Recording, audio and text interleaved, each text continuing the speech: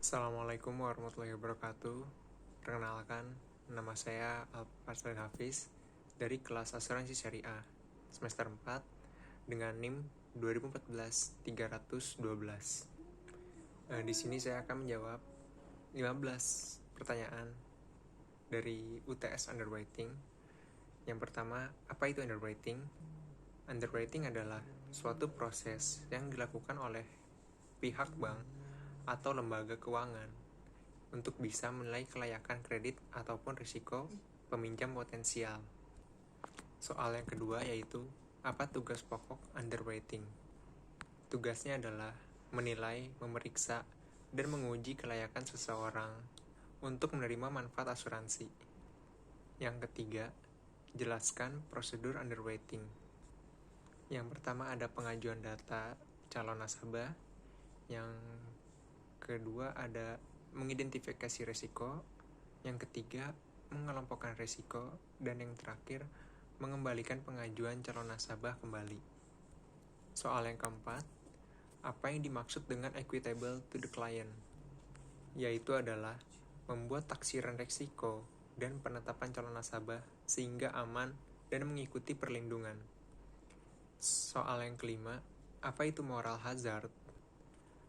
Moral hazard adalah kegiatan yang dilakukan oleh pemegang saham bank tidak seluruhnya diketahui oleh deposan. Soal yang keenam, bagaimana cara menciptakan premi yang proporsional? Dengan cara diukur dari risiko calon nasabah dan kemampuan dari calon nasabah tersebut. Yang ketujuh, bagaimana prosedur yang dilakukan oleh field underwriting? Yang pertama itu datang ke rumah nasabah, terus berikan formulir untuk diisi dari kantor pusat dan tanyakan keluhan nasabah. Yang terakhir, atur premi untuk calon nasabah. Yang kedelapan, apa yang dimaksud dengan reasuransi? Reasuransi itu suatu perusahaan asuransi yang melindungi dirinya terhadap resiko asuransi dengan memanfaatkan jasa dari perusahaan asuransi lain. Soal yang kesembilan, apa fungsi dari reasuransi? Fungsinya itu membantu direct insurer dalam menstabilkan tingkat kerugian dengan menghilangkan beberapa dari ketidakpastian. Soal yang ke-10, apa yang dimaksud dengan yearly renewable term?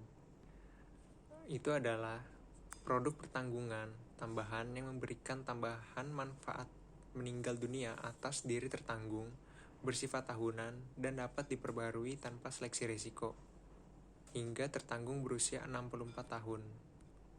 Soal yang ke-11, jelaskan tentang fakultatif obligatory treaties. Itu adalah suatu kerjasama di mana ceding company bebas menentukan fakultatif apakah akan atau tidak akan mengasuransikan resiko yang dimilikinya. Soal yang ke-12, apa itu retensi asuradur?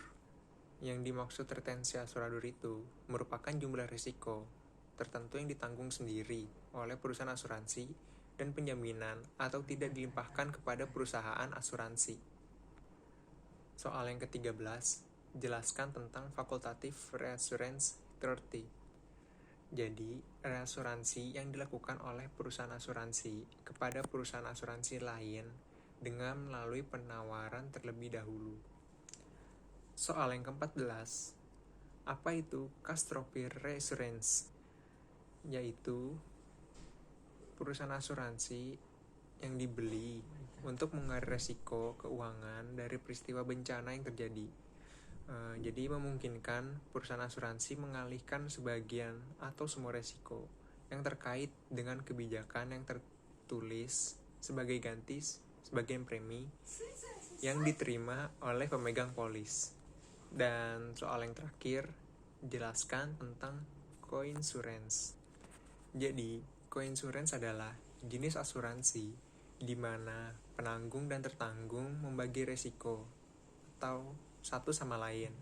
Selain menurunkan biaya asuransi bagi tertanggung, coinsurance juga menguntungkan orang lain yang diasuransikan sebagai perusahaan yang sama, dengan memastikan bahwa perusahaan asuransi akan mampu membayar semua klaim. Dan itulah jawaban dari 15 soal underweighting menurut saya. Kalau mungkin ada kesalahan, mohon maaf. Cukup sekian. Wassalamualaikum warahmatullahi wabarakatuh.